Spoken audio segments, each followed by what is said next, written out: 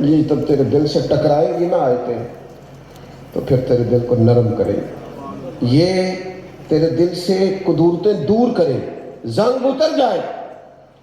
ایک نے عرض کی یا رسول اللہ دل سخت ہے، فرمایا اللہ کا ذکر کر، دل نرم ہو۔ ہمارے صوفیاء فرماتے ہیں یہ جو حضور نے مختلف لوگوں کو مختلف طریقے بتائے نا، یہی ایک شیخ کے لیے نصیحت ہے کہ ہر بندہ ایک طریقے سے ٹھیک نہیں ہوتا، کسی کا علاج کچھ ہے تو کسی کا علاج کچھ ہے، کسی کے لیے دوائی اور ہے اور کسی کے لیے دوائی، مرض ایک ہے علاج۔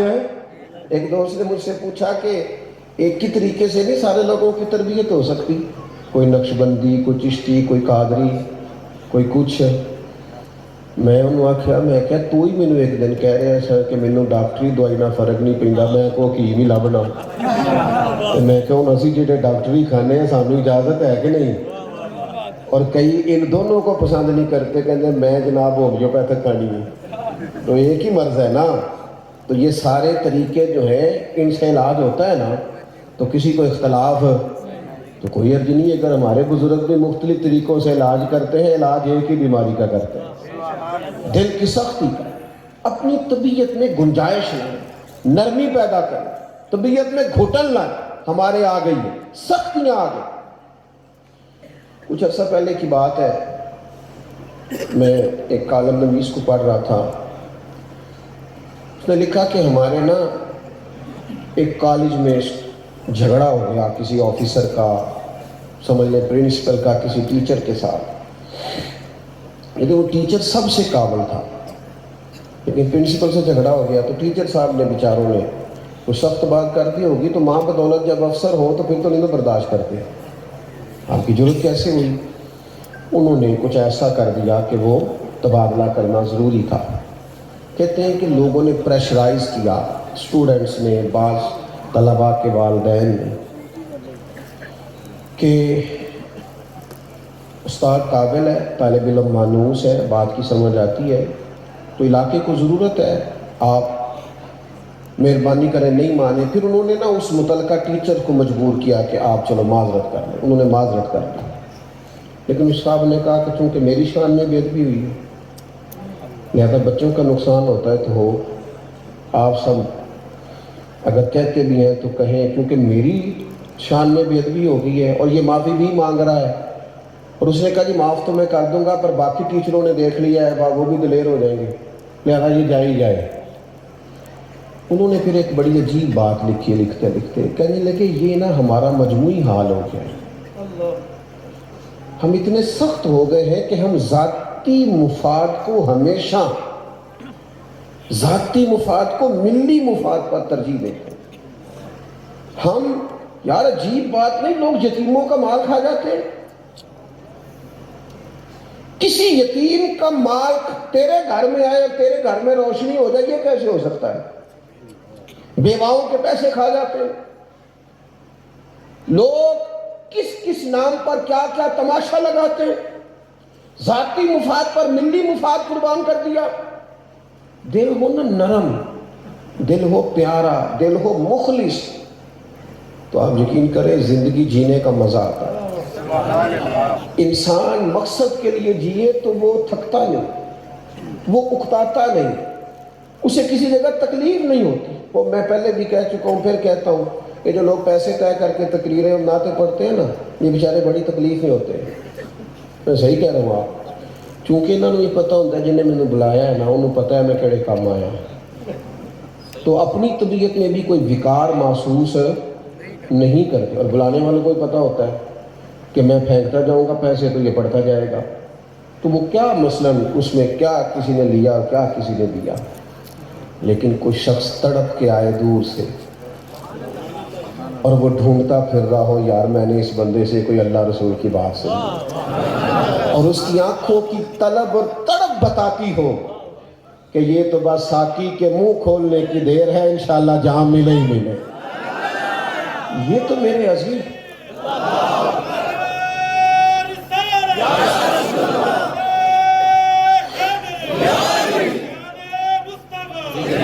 تو دلوں کو کو سخت کر لیتے ہیں لوگ اپنی.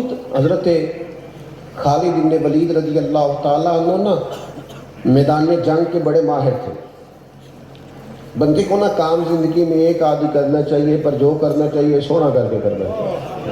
ہم سارے کرنا چاہتے ہیں، ہوتا ایک بھی ٹھیک نہیں.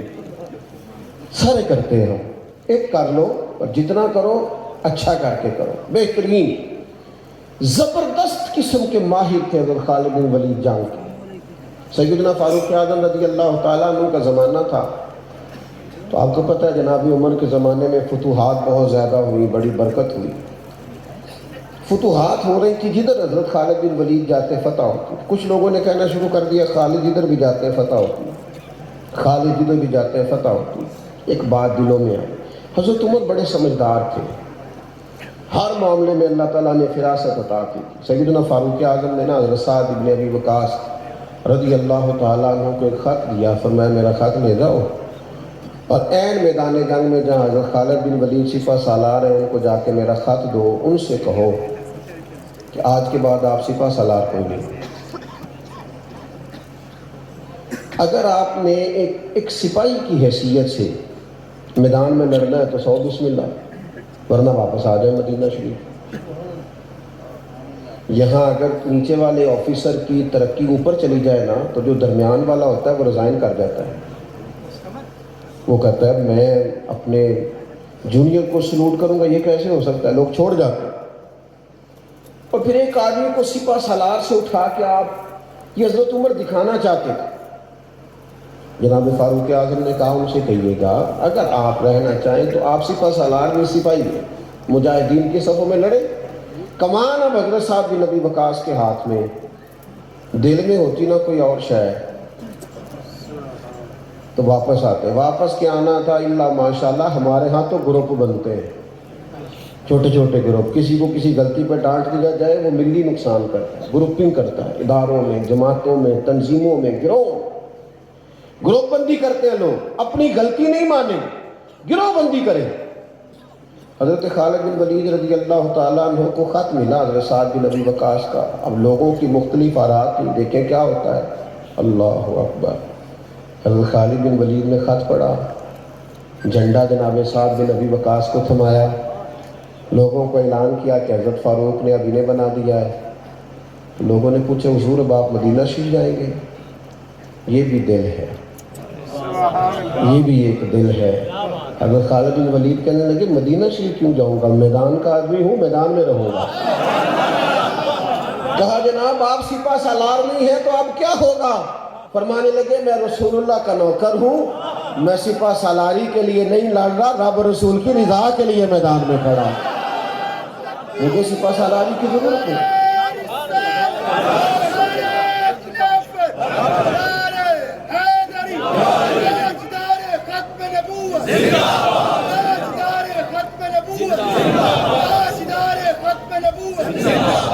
جب تک آپ اپنے دل کی یہ حالت نہیں بنا لیتے کہ میں جہاں ہوں مدینے والے کا غلام، مجھے کسی گروہ میں نہیں پڑنا، مجھے کسی سختی کا شکار نہیں ہونا، اپنی طبیعتوں کو جب تک ہم نرم نہیں کر. میں ایک دوست آگے ایک دن بھاگے کہنے لگے صاحب ایک گل کرنی. میں کہا جی کرو. کہنے لگے لوگ مولویوں نے بڑے خلاف ہیں. میں پریشرائز ذرا کم ہوتا ہوں، میرا ایک اپنا سوچ کا معیار ہے. وہ بڑی دوڑ کے بات لے کے اور بڑی اس نے اس کا منظر کشی کی کہ جناب بڑے حالات خراب ہیں، نوجوان مولویوں کے بڑے خلاف. تو میں کہ چھاڑی یار تو بہتر لی چاہ منگائیے آدھا. تو وہ کہنے لگے جی آپ کو کوئی پریشانی نہیں ہوئی؟ میں نے کہا نہیں پریشانی مجھے اس لیے کوئی نہیں ہوئی کہ تو بہ جا گل کرنے ہیں.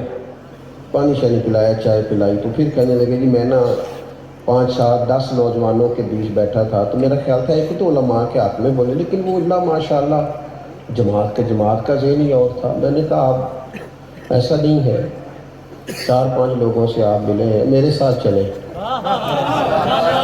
ہاں آپ آئیں. میں کئی دفعہ اندر ہی اندر گھٹ جاتا ہوں کہ یار یہ چڑھتی جوانی اور میری گاڑی کے پیچھے بھاگ رہا ہے اس عمر میں، اور اس طرح تڑپ کے. ابھی مجھے ایک بچے ملے اور دوست ملے جوان، اور مجھے مل کر وہ پڑے اور پینٹ شرٹ والا بچہ اور کلین شیپ بچہ اور اس طرح کسی دیندار سے مل کے روئے تو بے موسم پھل نہیں. اور میں نے کہا یار آپ بات کو سمجھیں, صاحب نے جو رنگ بنایا ایسا نہیں ہے.